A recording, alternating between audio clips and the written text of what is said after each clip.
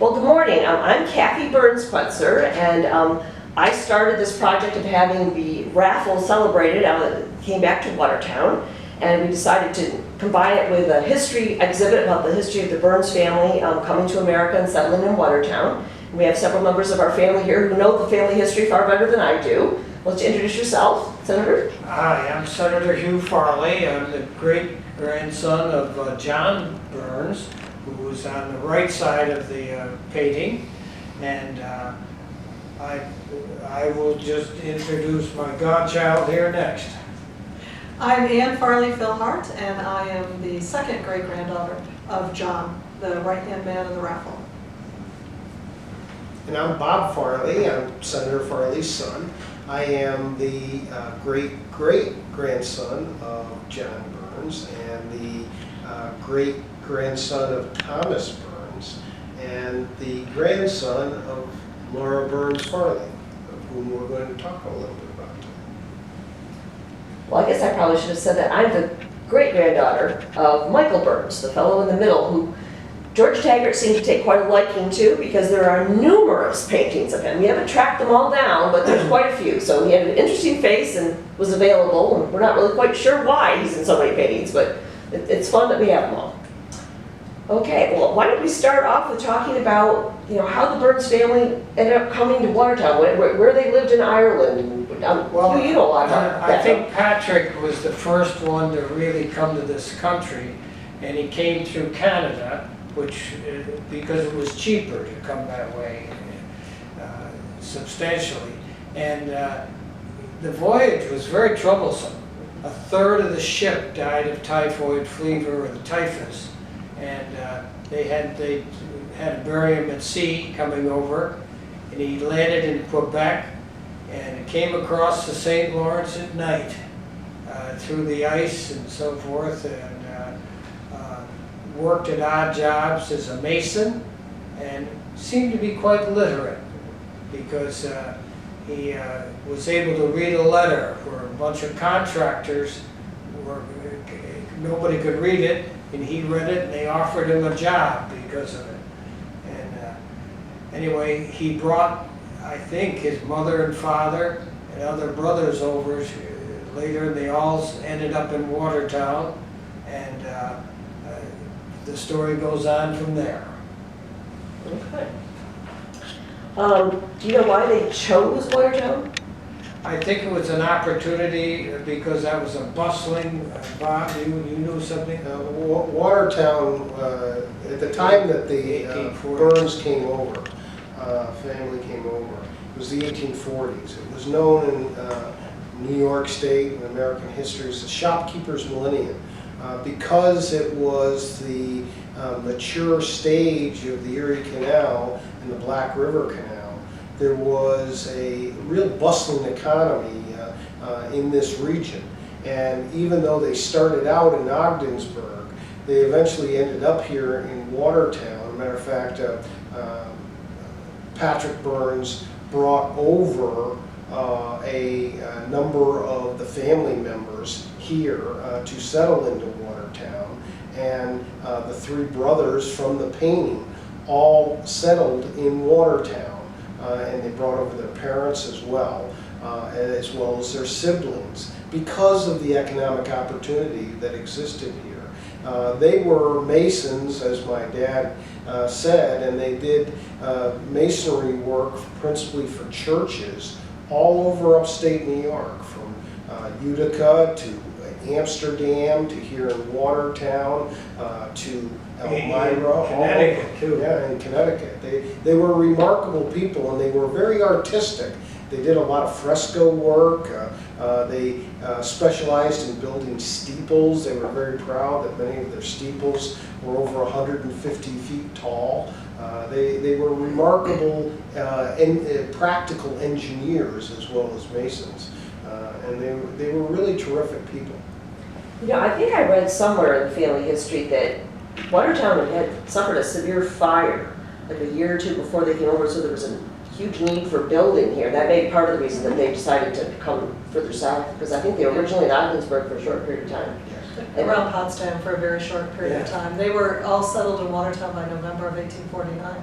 But 1849, there was a catastrophic fire in Watertown, which burnt most of Public Square.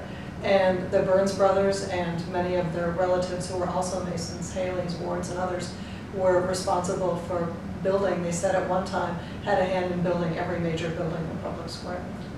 I think one of the interesting things is that they built a 22-foot monument in Calvary Cemetery, which people should go visit, to their parents who are buried there. And it's really remarkable, the size of the monument. There's nothing like it in that cemetery. And it was kind of interesting that John R. Burns, John Romaine Burns, was a grandson of John Burns, who was working on that monument, and he wanted to know, he said to his grandson, go home and ask Grandma how to spell mercy. And he never came back, and he spelled it his way, M-E-R-C-E-Y, and it's still to this day spelled that way on the monument. You know, another thing that, I think it was Paul Burns told me, that he doesn't have definite proof of this, but that in Easkie, the village in Ireland, which is in County Sligo, where the brothers came from, there's a stone bridge, and it had been constructed a short time before they emigrated over here. So there's at least a reasonable likelihood that Patrick and his brothers may actually have learned their masonry work on that bridge in Sligo, which will be pictures of in our exhibit that people can look at. When they were, when Patrick was working around Ogdensburg, he was building bridges in Potsdam and over the Rocket River and so forth. They were remarkably talented people, and very bright, and apparently well educated for the time.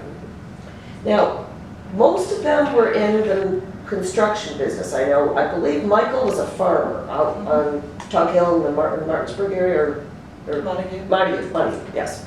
And I know he did that for maybe 20 years or so, and then moved back into Watertown. Sold the farm to a cousin, a Graham. Mm-hmm. The Grahams were descended from the Flynns. Oh. The first Thomas and Mary Burns, the first Burns who came here. Mrs. Burns married was a Flynn. So they were descended from her It's sister. interesting the name Graham's come up. He owned the San Francisco Seals, a baseball team, Charlie Graham. Patrick's son. Patrick's son, and got all the DiMaggios, Joe DiMaggio and Dominic DiMaggio and so forth. And Father Graham, his Jesuit son, became the editor of the Jesuit magazine, as one of the greatest historians. He's passed on now, but the Vatican, very interesting family. And they stayed very close to their Watertown Burns cousins. Yes, they did.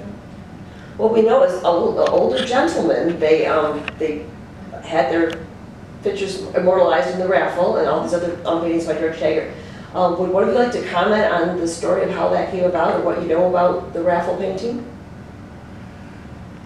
Well, I understand my mother told me that the raffle was a very popular painting at the time, and it hung in every Irish saloon in the country practically, and also was on the cover of the Rotogravure, which was a very popular magazine. And I understand that it hung in the Metropolitan Museum of Art near the entranceway, and the Metropolitan Museum sells paintings quite frequently, and that was one that they sold.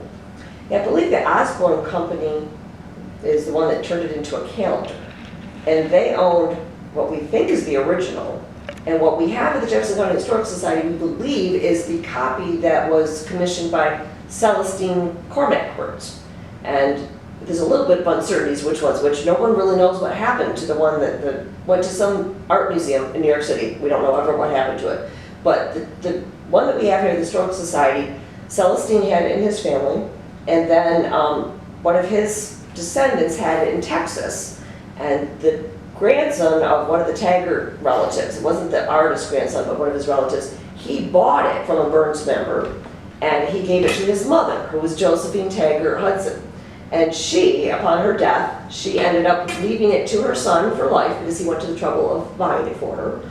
And then it came back to Watertown when he died. So it came back here last year, and that's when we decided to do this great celebration. So it's had an interesting journey, but we're now, as a family, we've created an endowment to make sure it stays here. It'll always be on public view for future generations, and hopefully they'll all like to hear about the story. My favorite story of the raffle is of the sons of all three of the brothers. And each of them, Patrick, Michael, and John, each had a son who served in the New York City Police Department. And they were all mounted policemen. They were all tall, strapping, intelligent men, and they all served at the same time. They served under Teddy Roosevelt as police commissioner. And there's a story, I don't know if it's true, that when they went out to have a drink together, they would always, because every saloon in New York had a copy of the raffle hanging, the calendar, and they would say, those are our dads, those are our fathers, and nobody ever believed them, so they stopped telling that story.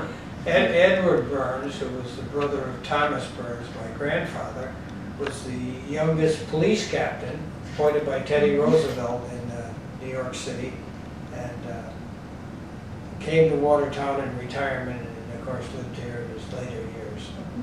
Yeah, among the exhibit items we have is the certificate of, my grandfather was the one who was one of those sons that was in New York City. We have his billy clubs that are being displayed, but there's also the certificate with very faint handwriting of Teddy Roosevelt's signature, because I stupidly had it posted in the sunlight and it faded away. So, but if you look very carefully, you can still see his signature. One of the nice things about the painting is George Taggart really captured somewhat of an iconic moment for people who came from Ireland over to this country, because there's an Irish tradition that every year the gentlemen would get together in a family and actually have a raffle over a goose, and frequently was done at Christmas time, and he wanted to capture that moment. And so I don't want to say he staged it, but he provided for that opportunity for many Irish immigrants particularly to remember their homeland by one of those important traditions that they shared back in Ireland. And that's one of the reasons why